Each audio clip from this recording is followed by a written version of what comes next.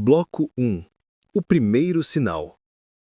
Durante meses, uma mãe ouviu o filho de 6 anos repetir a mesma frase toda madrugada.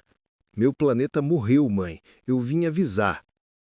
No início, ela achou que fosse imaginação, mas as palavras voltavam noite após noite, com o mesmo tom de desespero. E foi aí que Marina percebeu que aquilo não era sonho. Se você gosta de histórias reais que desafiam a ciência, aproveita e já se inscreve no canal.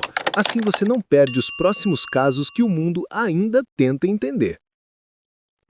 O menino se chamava João, tinha 6 anos.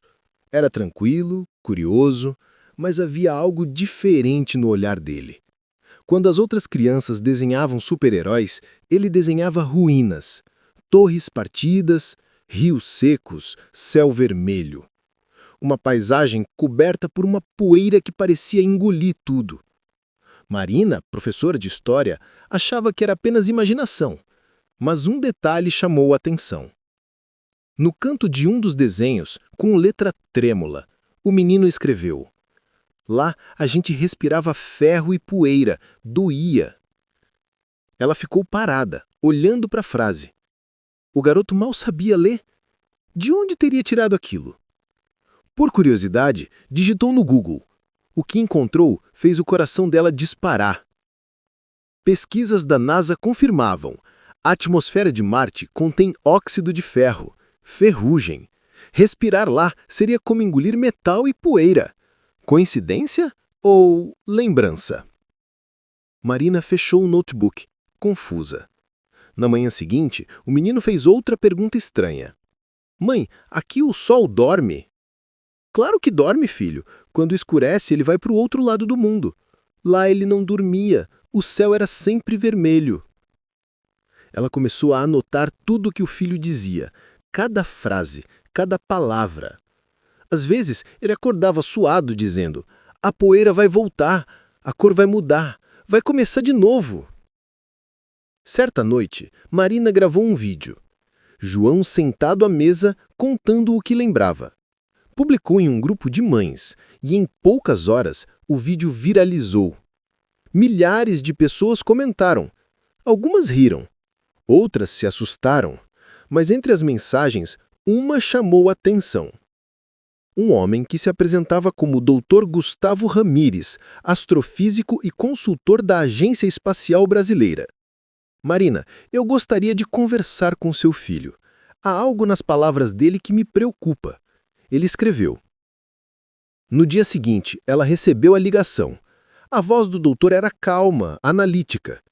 "Não quero assustar o menino. Quero apenas entender o que ele está dizendo." A conversa aconteceu em uma tarde de sábado. O doutor ligou o gravador. João estava sentado ao lado da mãe, tranquilo. "Você se lembra do lugar onde morava antes de nascer?" "Sim." "Como se chamava?" "Arcã." "E onde ficava Arcã?" "Perto de vocês, mas mais seco.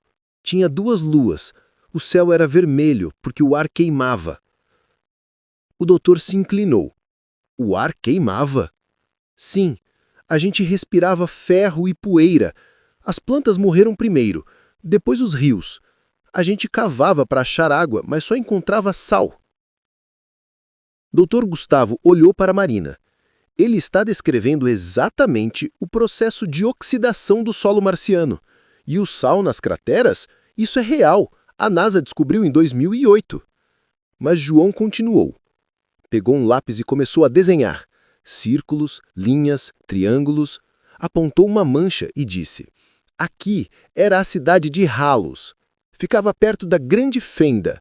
A gente chamava de o Pulso." O doutor ficou em silêncio.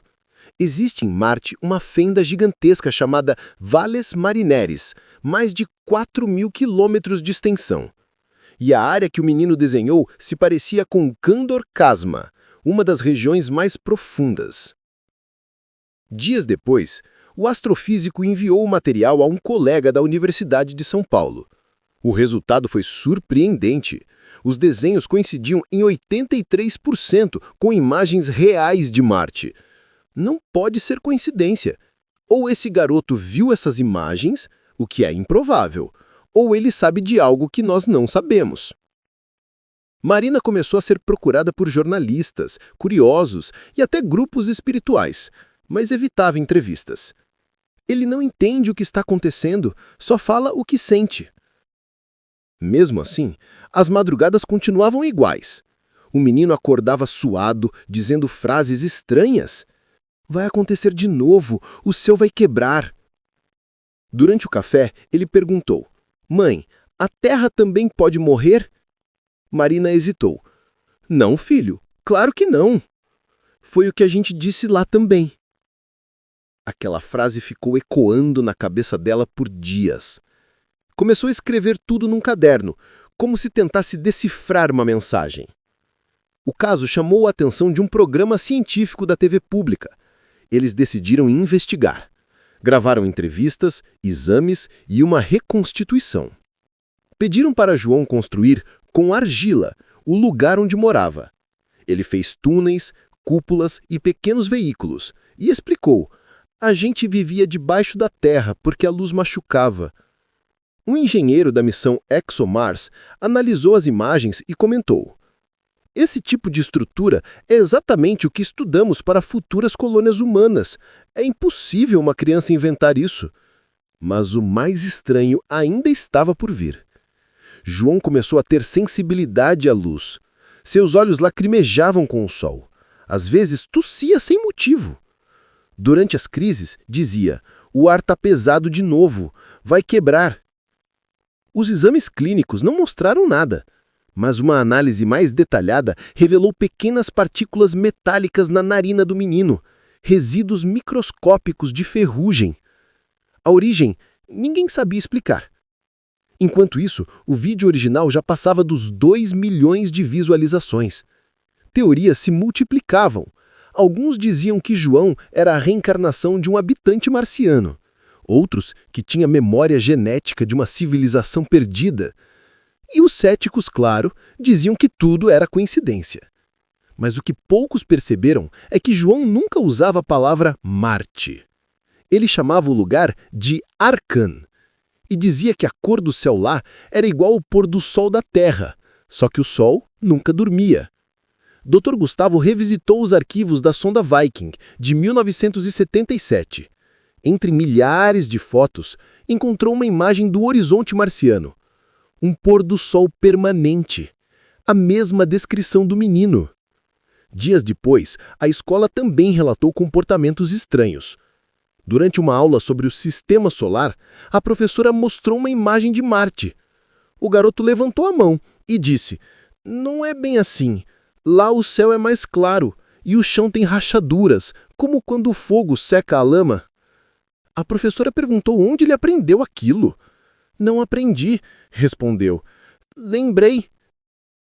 O caso começou a interessar cientistas do Japão. Pesquisadores da Universidade de Kyoto, especialistas em consciência e memória, convidaram Marina e o filho para uma série de testes. Em uma sala branca, mostraram dezenas de imagens, algumas reais, outras simuladas. João reconheceu as verdadeiras sem hesitar. Quando inverteram uma, ele corrigiu: "Tá de cabeça para baixo." Os sensores registraram picos de atividade cerebral incomuns, ondas de alta frequência nas áreas ligadas à memória de longo prazo, algo raro, especialmente em uma criança. O relatório final dizia: se este padrão se confirmar, pode representar um tipo de memória não linear, algo que transcende o tempo e o corpo. Marina leu e ficou em silêncio. O filho dormia, mas ela sabia: aquela história ainda estava longe do fim. E você? O que faria se o seu filho dissesse lembrar de um planeta que já morreu? Comente aqui e compartilhe essa história com quem acredita que nada acontece por acaso. Bloco 2. As primeiras evidências. O caso de João começou a sair das telas. O que antes era apenas um vídeo curioso nas redes, agora chamava a atenção de cientistas de verdade. O Dr. Gustavo Ramírez, o astrofísico que o entrevistara, decidiu investigar mais a fundo. Algo nesse menino é diferente, ele disse. Não é só imaginação. Marina concordou em colaborar, mas impôs uma condição: nada de expor o filho. Ele é só uma criança, repetia. Não quero transformar isso em espetáculo. Mesmo assim, o mistério já estava no ar, e quanto mais tentavam ignorar, mais provas apareciam. Se você ainda não segue o canal, aproveita para se inscrever agora. Assim você acompanha os próximos capítulos dessa investigação que está apenas começando. Nas semanas seguintes, o Dr. Gustavo reuniu uma equipe, um psicólogo infantil, um geólogo e uma linguista. Queriam entender se João estava apenas repetindo informações ou acessando algo que não podia ter aprendido sozinho. O primeiro teste foi simples. Mostraram a ele imagens de diferentes planetas. Vênus, Saturno, Netuno. Quando apareceu Marte, o menino ficou em silêncio. Depois, apontou o dedo para a tela. É aqui, disse. Mas lá a gente chamava de Arkham. O Dr. Gustavo perguntou o que ele lembrava de lá. Era bonito antes de morrer. Tinha árvores, mas elas secaram. A água começou a sumir e o ar ficou pesado. Depois, tudo quebrou. Tudo quebrou. O céu rachou e o vento levou o ar. O psicólogo observava. A maneira como o menino falava, pausada, firme, não parecia invenção. As descrições eram coerentes, técnicas demais para uma criança. Nos dias seguintes, testaram a memória visual de João. Mostraram imagens da superfície marciana capturadas por sondas recentes. Em uma delas, o garoto apontou um ponto específico. Ali era a cidade de Alos. O local, segundo os mapas da NASA, ficava na região de Kendor Chasma, exatamente onde ele havia desenhado semanas antes. O Dr. Gustavo enviou o vídeo da sessão a colegas da Agência Espacial Europeia. A resposta veio 2 dias depois. O que essa criança descreve é compatível com formações reais da região central de Valles Marineris. Coincidência? Ou memória? Enquanto isso, o comportamento de João mudava. Ele passava horas olhando o céu, observando o pôr do sol. Às vezes dizia baixinho, tá igual lá. Marina tentava manter a rotina, mas o medo começava a crescer. As reportagens sobre o caso se multiplicavam, e quanto mais ela tentava proteger o filho, mais curiosos apareciam. Teve gente que bateu a porta da casa pedindo para ver o menino de Marte. Ela começou a desligar o celular à noite. Um dia, durante o café, João perguntou, Mãe, por que vocês não ouvem o planeta? Como assim ouvir, filho? Ele fala. Eu ainda ouço Arkham chorando. Marina ficou sem palavras. O menino disse que escutava um som baixo, parecido com o vento, mesmo quando estava em silêncio. O Dr. Gustavo pediu permissão para levá-lo ao laboratório. Quero entender o que ele ouve. Lá, colocaram fones e realizaram um teste de sons inaudíveis. Mostraram diferentes frequências de ondas curtas e longas. João reagiu exatamente quando o tom se aproximava da vibração registrada pelo Perseverance em 2021, uma frequência de vento em Marte.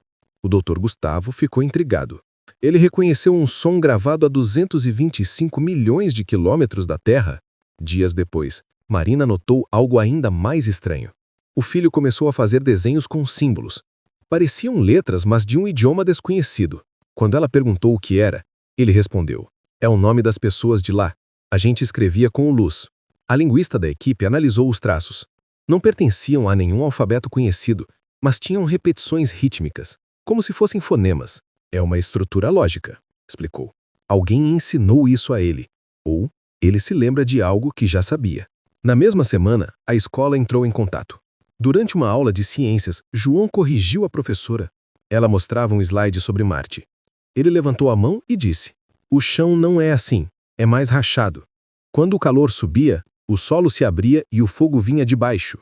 A turma riu, mas a professora, curiosa, pesquisou e descobriu que Marte possui fissuras subterrâneas que liberam gás aquecido, exatamente como o garoto havia descrito. Marina começou a entender que aquilo não era apenas coincidência. Era um padrão impossível de ignorar. O Dr. Gustavo, por sua vez, decidiu documentar tudo. Montou um relatório com vídeos, transcrições e exames. O documento foi enviado para universidades em 3 países, Japão, Alemanha e Estados Unidos. 2 laboratórios responderam interessados. O primeiro, em Kyoto, propôs uma série de testes neurológicos para estudar a memória do menino. O segundo, em Boston, sugeriu algo ainda mais ousado, uma regressão monitorada com sensores cerebrais. Marina recusou a ideia.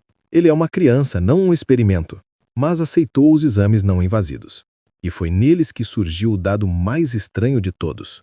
Enquanto o menino falava de Arkham, os monitores registraram picos de atividade em áreas do cérebro associadas à memória profunda. Regiões que, segundo os médicos, não deveriam ser tão desenvolvidas em uma criança. Além disso, o ritmo cardíaco dele mudava sempre que mencionava a palavra poeira. O Dr. Gustavo anotou tudo. Há uma resposta emocional autêntica. Ele sente o que diz. No final da sessão, João perguntou: "Vocês acreditam agora?" O doutor hesicou. "Eu acredito que você viu alguma coisa." "Não vi, eu vivi." Essa frase mudou tudo.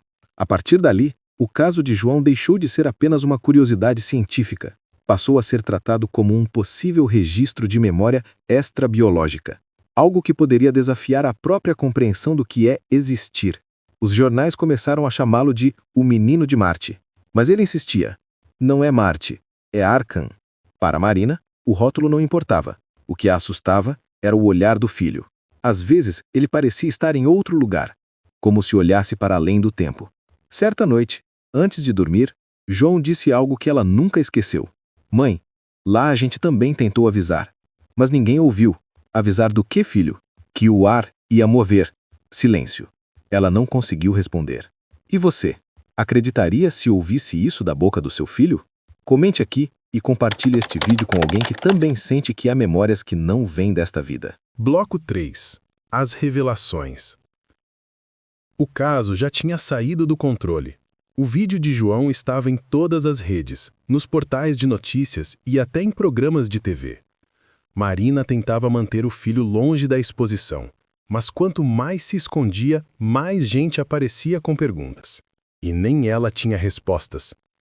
O Dr. Gustavo decidiu interromper as entrevistas e proteger a família, mas não conseguia parar de pensar nas palavras do menino. Lá a gente tentou avisar, mas ninguém ouviu. Avisar do quê? Se você ainda não segue o canal, aproveita e se inscreve agora. Assim você acompanha cada nova revelação dessa história que está só começando. O astrofísico começou a revisar os arquivos, gravações, desenhos, relatos. Em uma das fitas, notou algo curioso. João falava sobre uma luz azul que rasgou o céu antes do planeta morrer. Ela vinha de cima, dizia. Era bonita, mas matava o ar. Para Gustavo, aquilo parecia apenas imaginação. Mas uma coincidência chamou a atenção. Em 2021, a NASA registrou no solo marciano uma radiação incomum, pulsos eletromagnéticos que ninguém soube explicar. Os mesmos pulsos que o menino descrevera como o pulso. O cientista decidiu testar o garoto mais uma vez. Mostrou a ele imagens captadas por sondas orbitais, misturadas a fotos falsas. Sem hesitar, João apontou uma. Essa era a Halos. Foi a primeira cidade a cair. Cair como? Perguntou Gustavo. O chão quebrou, o calor subiu, e depois o vento levou tudo. A descrição era assustadoramente parecida com o que ocorre em colapsos tectônicos, fenômeno que teoricamente não existe em Marte. Mas o menino parecia saber detalhes que nem os cientistas podiam confirmar. Dias depois, durante uma nova sessão, João começou a desenhar algo diferente. Não cidades, mas corpos. Filas de pessoas cobertas de pó vermelho, todas com máscaras no rosto. Era assim antes de acabar, explicou.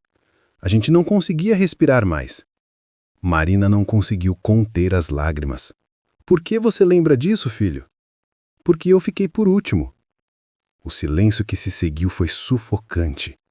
O Dr. Gustavo desligou o gravador. Não sabia mais se investigavam um fenômeno científico ou espiritual. As notícias sobre o caso se espalharam ainda mais. Alguns diziam que João era uma prova viva da reencarnação, outros que tudo era invenção. Mas ninguém conseguia explicar a precisão dos detalhes.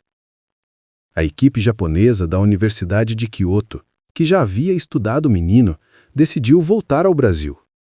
Desta vez, queriam testar reações neurológicas diante de sons e imagens ligados ao espaço.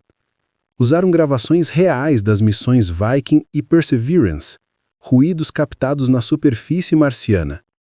Assim que o som começou, João abriu os olhos e murmurou: "É o vento de Arkham."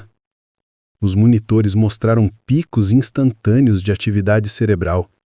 Era como se o menino reconhecesse algo profundamente familiar. Ele reage como alguém que se lembra, não como alguém que imagina, disse o neurologista japonês. Gustavo estava cada vez mais convencido de que o garoto acessava memórias autênticas. Mas memórias de onde? De outra vida? De outro mundo? Ou de um futuro possível? As perguntas começaram a incomodar também os cientistas. O doutor consultou um colega da NASA, especializado em geobiologia. Mostrou os desenhos do menino. O homem ficou em silêncio. Depois disse: essas estruturas se parecem com formações fósseis de bactérias que encontramos em Marte, só que aqui ele as desenhou em volta de casas. Era como se João misturasse lembranças biológicas com lembranças humanas. Algo impossível para qualquer adulto, quanto mais para uma criança. Enquanto isso, Marina tentava manter a vida normal. Mas o filho falava cada vez mais sobre voltar. Um dia eles vão me chamar de novo, dizia. Quando o céu mudar de cor. A mãe tentava disfarçar o medo. Você não vai a lugar nenhum, João. Ele sorria. Eu só vou quando a poeira chegar.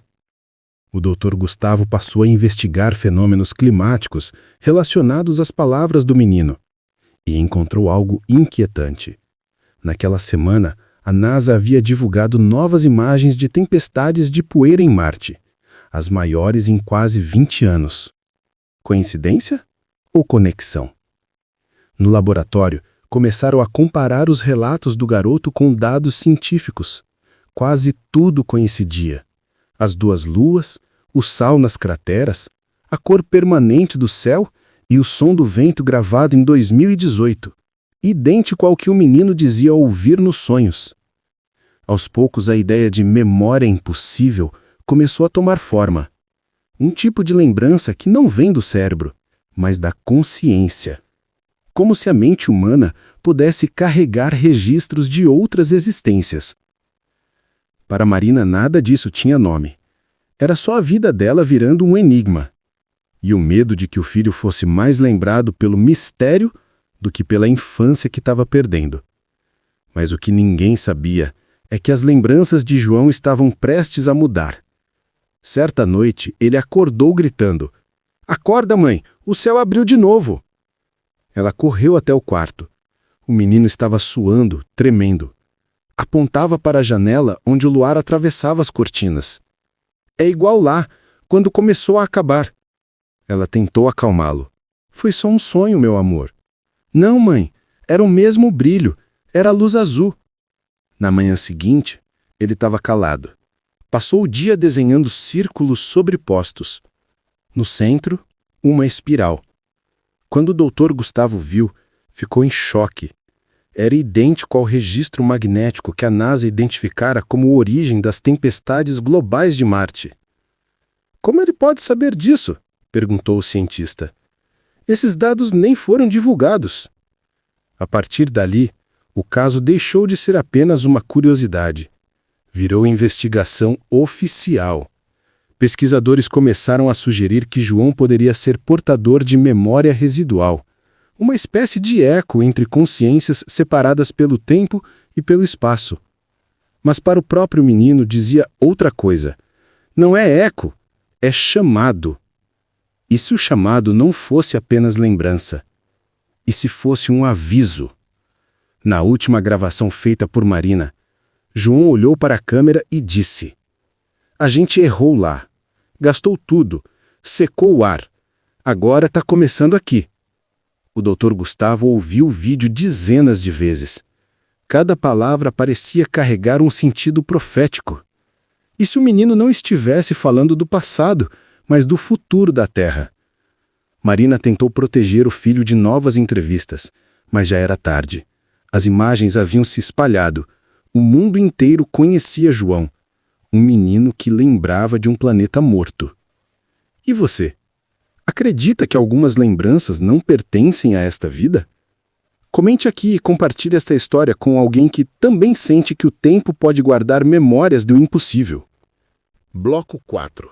O encontro com a verdade. Depois da última gravação, o caso de João ganhou proporções que ninguém esperava. Pesquisadores, jornalistas e curiosos queriam entender quem era aquele garoto. Mas por trás do interesse público, algo mais sério estava acontecendo. O doutor Gustavo começou a notar padrões que não podiam ser ignorados. Os relatos do menino coincidiam com dados científicos que ainda nem haviam sido divulgados. E o que mais intrigava era a forma como ele falava. Não parecia contar uma história, parecia lembrar. Se você acredita que a verdade sempre encontra um jeito de aparecer, já se inscreve no canal agora. Assim você acompanha os próximos capítulos dessa investigação que o mundo ainda tenta explicar. Nos dias seguintes, o doutor reuniu uma equipe reduzida. Queria proteger o menino da exposição, mas também precisava entender até onde aquilo ia. Eles analisaram os desenhos mais antigos e descobriram um padrão geométrico nas linhas. Círculos, triângulos, cruzamentos. Todos alinhados segundo uma proporção exata. A mesma sequência usada em modelos de energia magnética. Ele não desenha por acaso, disse o engenheiro da equipe. Essas formas seguem uma lógica matemática precisa. Gustavo decidiu comparar os desenhos de João com mapas reais de Marte. O resultado foi assustador.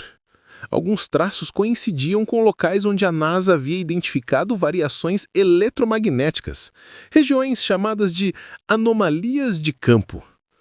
Como uma criança poderia saber disso?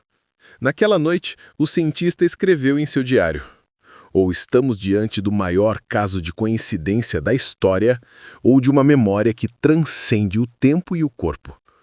Enquanto isso, Marina tentava manter o filho longe de novas gravações, mas João parecia ficar cada vez mais consciente do que carregava. Um dia, durante o almoço, ele parou de comer e perguntou: Mãe, se o ar daqui morrer, para onde a gente vai? Ela se assustou. Como assim morrer? Quando o ar fica pesado, o fogo vem, igual em Arcan. As palavras do menino começaram a deixá-la em pânico. Ela procurou o Dr. Gustavo e pediu ajuda. Eu não sei mais se ele está lembrando ou prevendo. O cientista respirou fundo. Marina, às vezes a fronteira entre lembrança e premonição é mais fina do que imaginamos. Os dois decidiram marcar um novo encontro, mas desta vez o objetivo era diferente. Queriam descobrir se João reconheceria algo na superfície terrestre, algo que ligasse as memórias de Arcan à Terra. A equipe levou o garoto até um observatório no interior de São Paulo. Era noite, o céu estava limpo. Quando o telescópio foi apontado para Marte, João ficou em silêncio por alguns segundos. Depois sussurrou: Lá, ainda tem luz. Gustavo anotou. Que tipo de luz, João? A mesma que começou tudo. A luz azul. Ela ainda pulsa. Na manhã seguinte, o cientista revisou os dados captados pelas agências espaciais e encontrou algo perturbador. Naquela mesma noite, a sonda Reconnaissance registrou uma variação luminosa incomum no hemisfério sul de Marte, um pulso eletromagnético azulado. A coincidência deixou a equipe sem chão. Como o menino poderia saber de algo detectado a milhões de quilômetros de distância? A partir dali, a investigação mudou de foco. Eles já não buscavam provar se João dizia a verdade. Queriam entender o que o ligava àquele planeta. Os testes seguintes foram realizados em total sigilo. Desta vez, João seria monitorado por sensores enquanto dormia. Durante a noite, as ondas cerebrais mostraram um padrão inédito. Em determinado momento, as frequências começaram a se sincronizar com um pulso magnético externo, exatamente o mesmo ritmo registrado nas emissões captadas de Marte. Ele está em ressonância, disse o pesquisador japonês. Com o quê? Perguntou Gustavo. Com o planeta. No dia seguinte, o menino acordou assustado. Eles me chamaram de novo, disse. Quem, João? Os que ficaram. Querem que eu avise vocês. O Dr. Gustavo sentiu um arrepio. Avise sobre o quê? O ar está mudando, igual antes. O silêncio tomou conta da sala. Gustavo olhou para Marina. Nenhum dos dois sabia o que responder. Nos dias seguintes, o menino passou a desenhar novamente, mas agora as imagens eram da Terra. Cidades cobertas por poeira, rios secos, torres quebradas sob um céu avermelhado. Quando o doutor perguntou o que eram aquelas cenas, ele respondeu: "É o que vem depois." O cientista começou a cruzar dados climáticos com os relatos do garoto e encontrou algo assustador. Em vários pontos do planeta, as medições de partículas de ferro no ar estavam aumentando. A mesma composição que, segundo João, havia destruído Arcã. Marina não quis mais participar dos testes. Levou o filho para casa e tentou seguir a vida, mas o menino parecia distante. Passava horas olhando para o céu, murmurando frases que ninguém entendia. Uma tarde, ele disse: "Mãe, o céu está ficando igual." "Como assim igual?" "Tá ficando vermelho." Marina olhou pela janela. Era só o pôr do sol, mas a cor era idêntica à dos desenhos. Naquela noite, ela ligou para o Dr. Gustavo. "Eu acho que ele está prevendo alguma coisa", disse. O cientista ficou em silêncio. "Marina, talvez ele esteja lembrando de um ciclo. O que aconteceu lá pode acontecer aqui." A partir daquele dia, os dois passaram a se falar diariamente. Comparavam dados climáticos, registros atmosféricos e os sonhos de João. E o que descobriram parecia impossível. Em todas as noites em que o menino relatava a luz azul, satélites registravam pequenas variações magnéticas sobre o mesmo ponto do planeta Marte. Era como se algo ou alguém ainda estivesse tentando se comunicar. Certa madrugada, o garoto acordou chorando. "A luz voltou", disse. "Ela está vindo para cá." Marina correu até o quarto e o abraçou. "Foi só um sonho." "Não, mãe, é o aviso. Eu senti o ar quebrando de novo." Na manhã seguinte, o Dr. Gustavo recebeu uma mensagem urgente de um colega da NASA. "Vocês precisam ver isso." Era uma nova leitura de campo. Um pulso magnético azul havia sido detectado pela primeira vez na órbita da Terra. O cientista olhou para o relatório e lembrou das palavras do menino. A luz azul vem quando o ar começa a morrer. Coincidência? Ou o começo de algo que ninguém queria acreditar? E você? Acredita que o universo pode tentar avisar antes que tudo se repita? Comente aqui e compartilhe este vídeo com quem também sente que a história do nosso planeta pode estar apenas começando.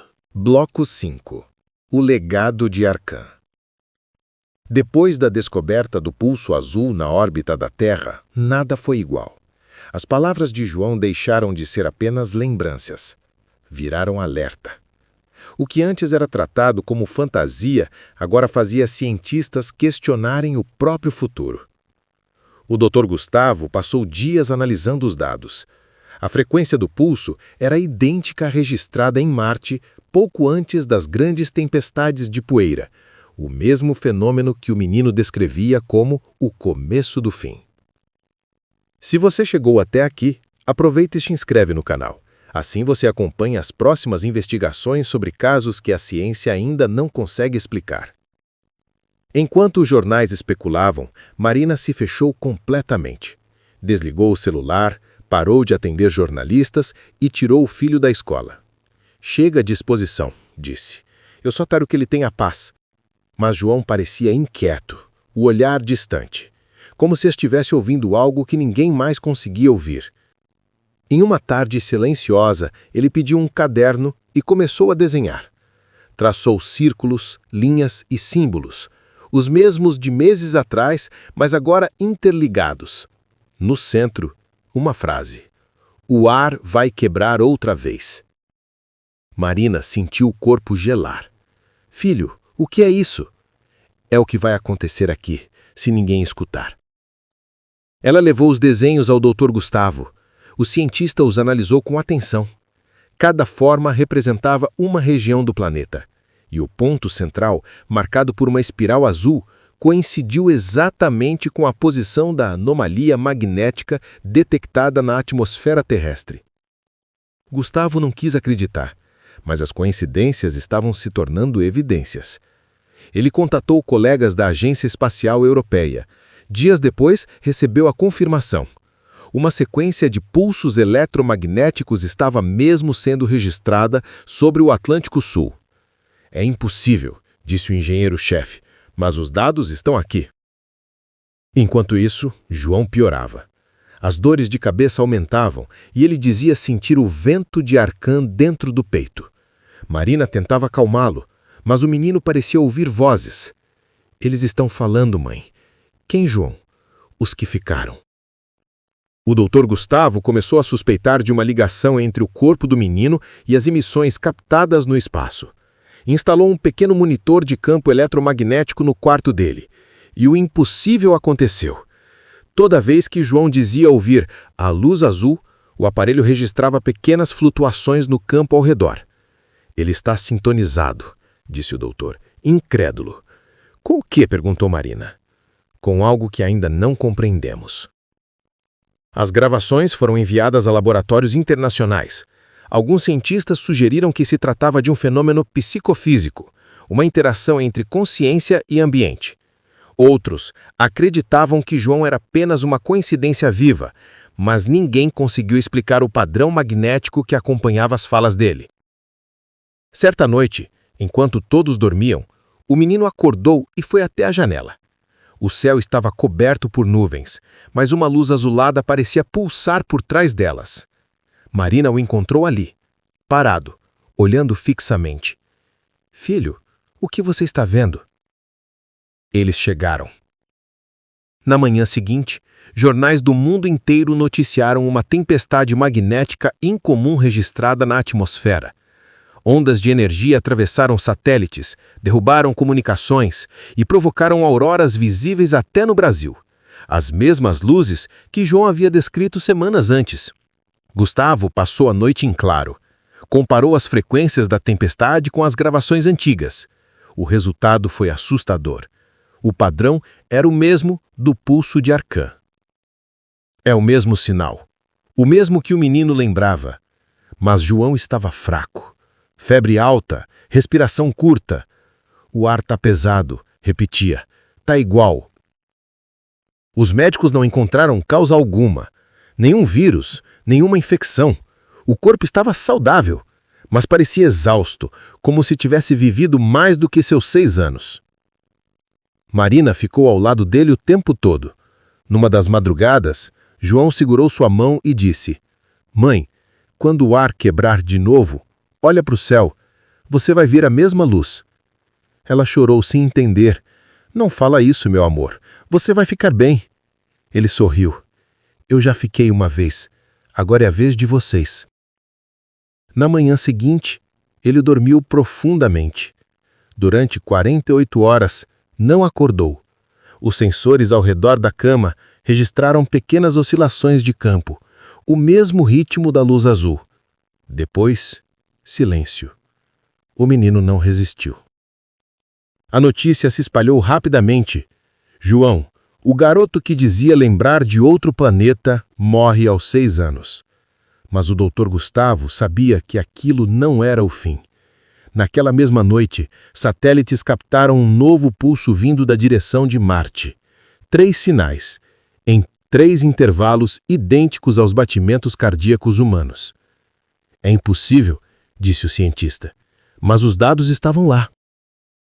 Dias depois, Marina recebeu um pacote. Era o diário do Dr. Gustavo. Dentro, uma carta. Se o que vimos é real, João não se foi. Ele voltou para onde tudo começou. Ela guardou o caderno e voltou a dar aulas. Mas às vezes, durante a noite, olhava o céu e via aquele mesmo tom avermelhado que o filho descrevia. O mesmo brilho distante, o mesmo aviso. Anos passaram e algumas anomalias eletromagnéticas continuaram sendo registradas, sempre com a mesma frequência, sempre no mesmo horário, exatamente às 3h17 da madrugada, a hora em que João costumava acordar dizendo: "Meu planeta morreu, mãe." O Dr. Gustavo dedicou o resto da carreira a estudar o caso. Publicou artigos, relatórios e conferências. Nenhum deles explicava o que realmente aconteceu. Mas em uma de suas últimas entrevistas, disse algo que ficou marcado. Talvez o universo não destrua seus mundos. Talvez ele apenas os refaça e envie alguém para lembrar o que foi perdido. O caso João, ou o caso Arcan, como ficou conhecido, foi arquivado anos depois. Mas ainda hoje, cientistas e espiritualistas discutem se o menino foi uma coincidência ou um mensageiro. Marina nunca procurou fama. Guardou todos os desenhos, todas as gravações e deixou um bilhete dentro da caixa. Se algum dia o céu mudar de cor, procure por ele. João vai saber o que fazer. E nas noites em que o pôr do sol se torna vermelho demais, há quem diga que dá para ouvir um som distante, um sopro leve, como o vento passando por poeira antiga. O mesmo som que um dia uma criança descreveu como o último suspiro de um planeta. E você? Acredita que algumas almas voltam não para lembrar, mas para avisar? Comente aqui e compartilhe essa história com quem também sente que o universo fala com aqueles que sabem ouvir.